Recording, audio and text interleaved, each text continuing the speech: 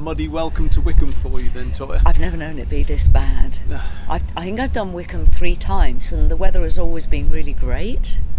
So this is a Glastonbury experience, really, isn't it? Obviously, with the SAS Band tonight. Yeah. So, how much do you enjoy doing something that little bit different as opposed to your own, all of your own stuff? I like everything I do. And I always say if I didn't like it, I wouldn't do it. So with the SAS Band, I get a chance to work with people that are of such huge pedigree that it's an absolute honour to be on stage with Madeleine Bell. Yeah. Sometimes you're on stage with Fish, Graham Goulding. I mean, they're great people. I'm normally on stage with Justin Hawkins when I do SAS, and it's just awe-inspiring to be with these people who are so complete as musicians.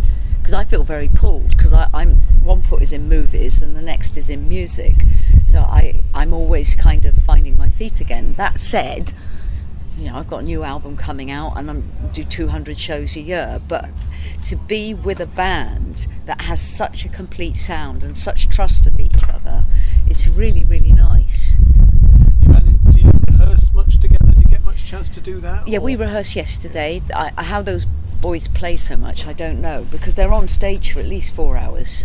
But they were rehearsing solidly for 3 days, which is incredible. Yeah. And for you personally, how do you go about selecting the songs that you put on the stage? Oh, that's quite an interesting one, because Spike does that. Yeah. Even though it's your songs. It's fine. It's fine. Spike likes my voice for certain songs, and I respect that. Absolutely cool. Right. Yeah. Okay. So, what about? And you say you've got a new album coming out as well. So yeah, I've got Posh Pop coming out on the 27th of August. It's me, Robert Fripp, and my long-term co-writer Simon Darlow. It's fabulous. My third single is out today, called Summer of Love. So what can people expect from this album? It was written in the last 6 months of lockdown. So the songs are very much about freedom. They're very much about escapism, freedom, and peace and love, basically. Because one of the most extraordinary things about lockdown is the political world carried on. And there we were, some of us in bedsits, some of us single parents with children, some of us with not enough food. It's probably one of the most extraordinary events in history.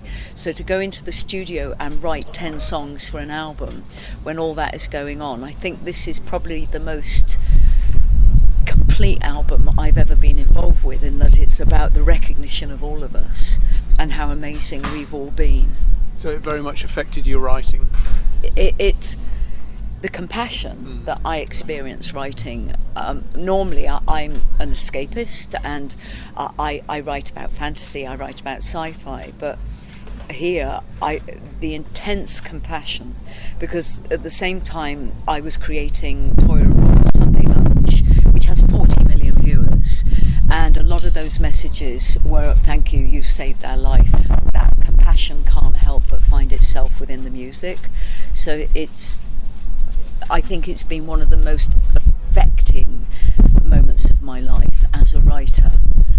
And how was lockdown for you personally? The first 3 weeks were terrifying, because we went into lockdown having lost Bill Rieflin, who was the last drummer in REM, who was a co-writer of mine. So the first 3 weeks were intense grief for me, and just worry about loved ones, and worry about the world, and worry about a tour I was about to do with Hazel O'Connor, and just everything. We were all ducks out of water. We didn't know what was going on. But then suddenly the silence started to make me rediscover myself. Normally I'm tour managing, I'm helping producing movies, I'm feeding musicians, I'm making sure they get hotels, as well as going on stage and sing, and suddenly none of that was happening. And you start thinking about, well, what's happening to all the crews? Yeah. What's happening to the people that build the stages, put the lighting rigs in? We're doing nothing. What are they doing? How are they coping? And at that point I managed to persuade Robert that we needed to stay connected with this incredible network of people we work with around the world. We don't know all their names, but we're still a network. And I felt very, very driven by that. really driven to bring humour, recognition, to also address the fact that my husband is 75, I'm 63, and we're still relevant to rock and roll. And it was quite bizarre performing rock and roll songs from, say, System of a Down, Chop Suey, or from Metallica, Enter Sandman, at our age, because the kind of polarisation of age and music really made a point. And that point was, his music is for everyone. Age is pointless. Music is for everyone.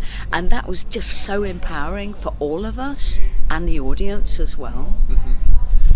And what about, since we've come out of lockdown? Oh, it's crazy. It's just absolutely crazy. It's gig after gig after gig. Because I've got to fit, and every musician has to do this, I've got to fit all of last year's tours, 3 tours, into this year. And I've already got 3 tours booked this year, and everything's buffering up now into 2022, 2023. Album coming out, 3 movies coming out, and I've got a star in a movie in October. It's just condensed, really condensed, but I'm loving it. Yeah. Well, we're loving having you here, and it's really good to see you. Thank you very Glad to much. be here.